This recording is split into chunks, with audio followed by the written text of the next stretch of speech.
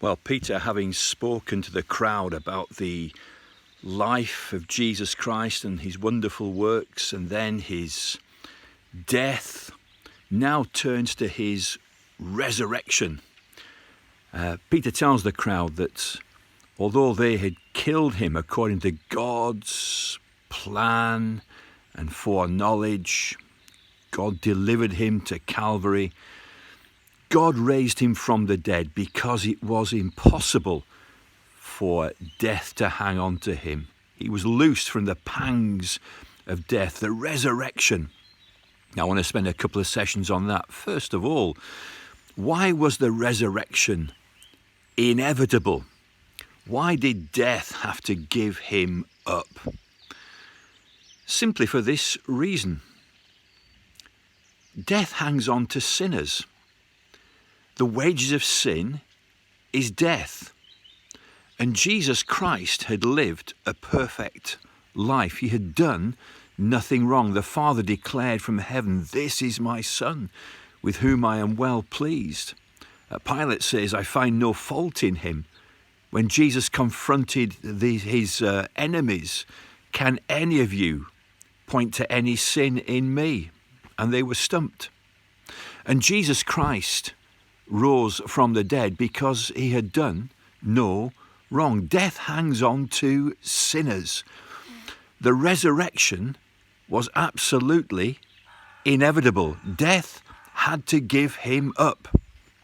If we personified in this way, when death received Jesus Christ, it begins to examine the book of his life. And Mr. Death looks at his latest victim. He expects to keep him. The chains of death have entangled him and are hanging on to him.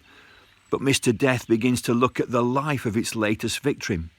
And page after page is turned, and chapter after chapter. There's not a blot, there's not a blemish, there's not a mark. Everything is wonderful, everything is pristine, everything is clean. And as Mr. Death turns the last page of the book of the life of Jesus Christ and looks at the horror of Gethsemane and Jesus saying, "Nevertheless, not my will, but your will, not a blemish, not a blot." And in horror, death turns pale and says and points at its latest victim, "Let him go. We have no right to hang on to him."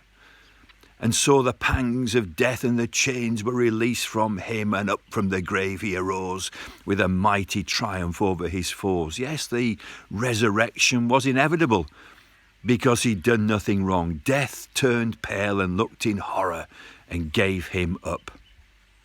My friends, if you've trusted in Jesus Christ, although you will die physically, that is exactly what will happen to you, except Mr. Death will not even bother looking at you.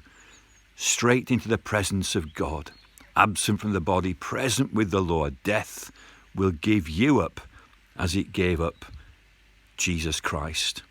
Oh, the resurrection, inevitable. Death turned pale and looked in horror at its latest victim.